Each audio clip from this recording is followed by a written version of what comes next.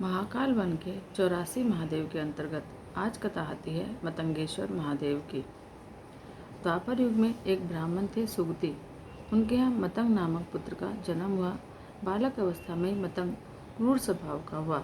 एक बार बालक मतंग अपनी माता की गोद में बैठकर लकड़ी से अपने पिता को मार रहा था। पास खड़ी एक गर्दभी ने उससे कहा कि यह चंडाल नहीं ब्राह्मण है।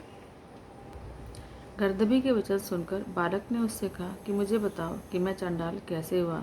गर्दभी ने उससे उसकी पूरी कथा कह सुनाई। मतंग ने निश्चय किया कि वह ब्राह्मणत्व को प्राप्त करेगा। ऐसा बनकर वह तपस्या करने के लिए चला गया। कई वर्षों तक तपस्या करने के बाद इंद्र उसके सामने प्रकट हुए और उससे कहा कि तुम्हें जो चाहिए मांग लो। मतंग ने इंद्र से कहा कि उसे ब्राह्मणत्व वापस चाहिए। इंद्र ने उससे कहा कि तुम चंडाल योनि में उत्पन्न हुए हो, तुम्हें ब्राह्मणत्व नहीं मिल सकता। इसके बाद ही मतंग ने कई हजार वर्षों तक तपस्या की और इंद्र ने कई बार उसे समझाने का प्रयास किया, लेकिन मतंग ने अपना प्रण नहीं छोड़ा। उसने गया में जाकर तप करना प्रारंभ कर दिया।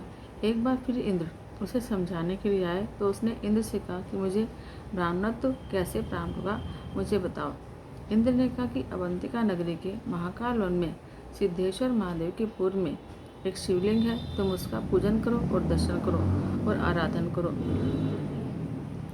मतंग इंद्र की बात सुनकर अवंतिका नगरी में आया और वहाँ शिवलिंग का पूजन और दर्शन किया और उनकी आराधना की।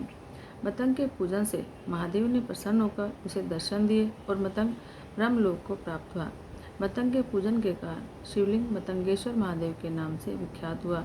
मान्यता है कि कोई भी क्रूर मनुष्य इन भगवान का पूजन करेगा वह शुद्ध होकर ब्रह्मलोक को प्राप्त करेगा। हर हर महादेव।